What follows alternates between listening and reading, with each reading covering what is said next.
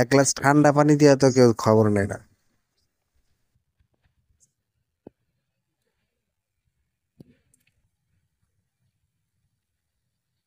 কে রে মাহফুজ? ওই যে এখানে কাজ করতেছে, গাছ লতা পাতা ছিটতেছে, ওইটা ওই যে বাজারে জুতা সেলাই করে, ও শাহিন না?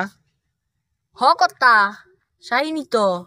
তো ও এখানে ঝোপঝাড়ের মধ্যে এই যে গাছ লতা পাতা এগুলো বাঁচতেছে কিসের জন্য? এই কুরবানি আয় বসে তো, তাই গরু ছাগলের জন্য হয়তো ঘাস মাছ কাটতাছে। আচ্ছা চল তো, যা দেখি ওর কাছে ও কি শুরু করছে এইসব। কে রে শাহিন, তুই কাজ কাম বাদ দিয়া এখানে কি করতেছিস? আমি গরুর জন্য ঘাস জোগাড় করতেছি।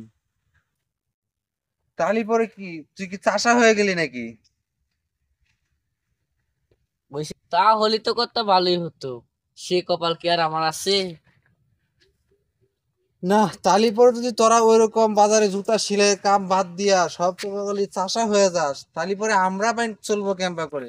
সে যে আজ সকালবেলা কি না কীর্তি হয়ে গেল, আমার এক নাতিনের স্কুল যাওয়ার পথে জুতা খান গেছে ছিঁড়ে, বাজারে যায় দিই তোর জায়গা খান পুরা ফাঁকা। তখন যে কি একটা হেনস্তর হলো, তুই থাকলে কি আর সেই হেনস্তর হতো? এখন যদি তোরা সব এই কাজ কাম বাদ দিয়ে চাষা হয়ে যাস, তারপরে আমরা চলবো কিবা করে? সে জুতাই বা সেলাই করবে কেডা? ওই শাহাদাত দালালের সাথে যোগ দিছি। দেশ বিদেশ থেকে গরু কিনে আনা এই শহরে বিক্রি করি, ওই কাম ছেড়ে দিছি কর্তা। ওই জুতার কাজ আর করবো না, এখন থেকে শাহাদাত দালালের সাথে আছি। তোরা যদি এরকম নিত্যে দিন কাজ পরিবর্তন করে ফেলিস, তাহলে পরে আমরা বান বেকাদাই পড়ে যায়, ঠিকঠাক কাজে লুকি পাই না। ওই যে জুতা সেলাই এখন কারে দিয়ে করবানে?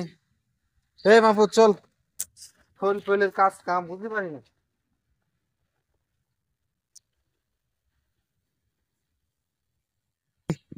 ওই কর্তা চাই না আমরা বড় হই, ওই সারা জীবন কি আমি এই জুতা সেলাইয়ের কাজই করবো?